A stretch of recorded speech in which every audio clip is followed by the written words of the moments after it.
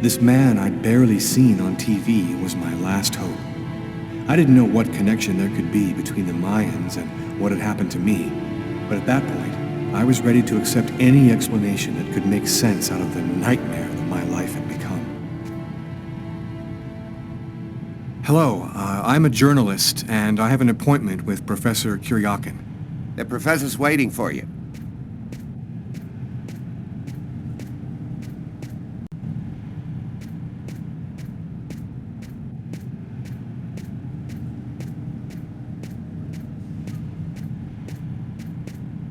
Professor Kuryakin?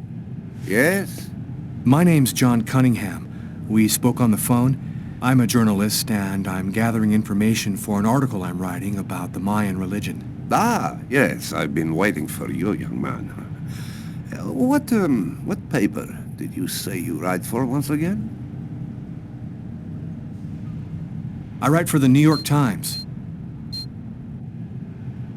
The New York Times is interested in my work. Won't that make some of my esteemed colleagues grin with envy?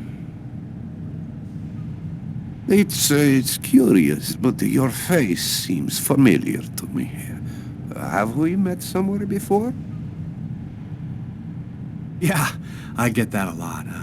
I guess I must have one of those boring faces everybody sees everywhere. Well then, let's have a go at it. Where would you like to start? Can you tell me anything about Quequitlan? Of course. Come, I'll introduce you.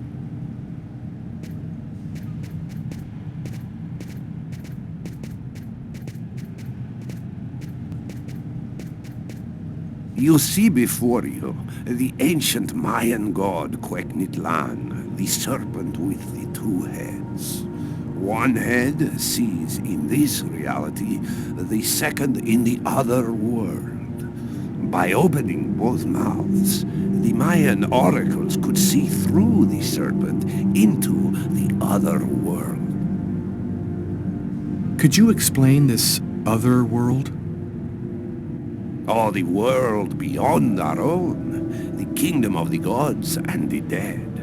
The Mayans believed that human sacrifices allowed them to hear the voices of the deceased and see into the future. What exactly do we know about these oracles? Oh, not very much. They were very mysterious.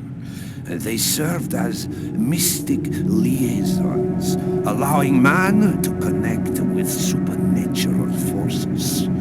If we can believe the ancient texts, the oracles possessed strange powers. What kind of powers did the oracles possess?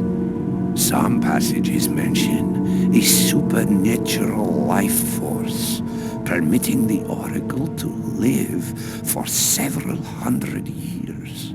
Tell me, how did the sacrificial ceremony work? Come, I'll show you.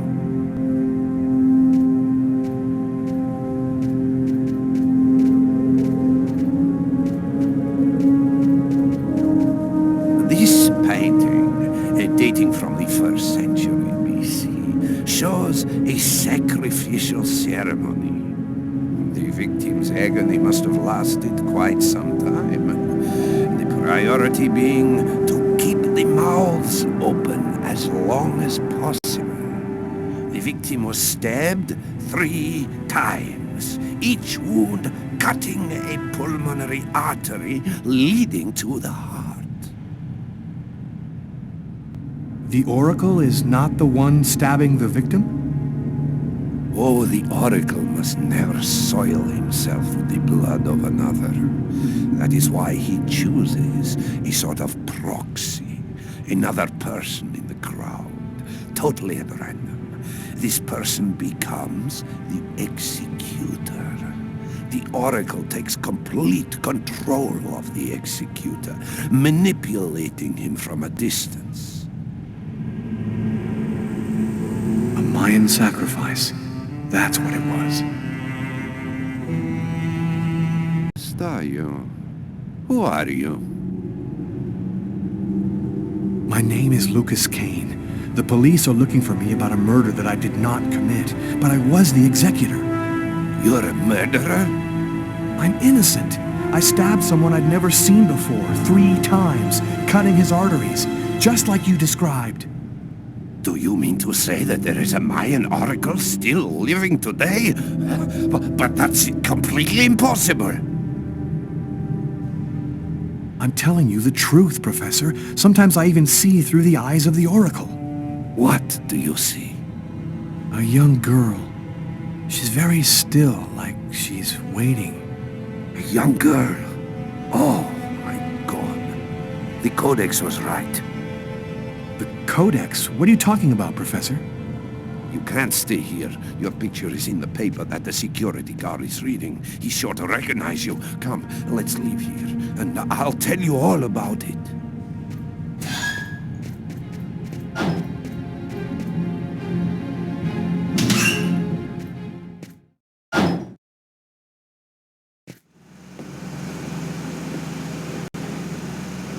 Thank you for your help, Professor.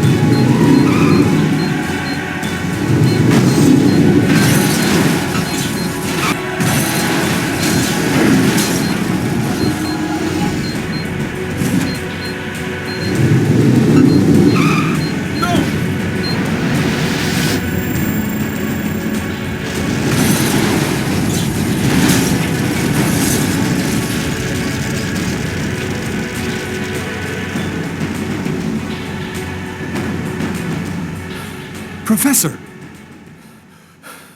The Codex speaks of the coming of a child, a prophet, the answer to all of life's questions.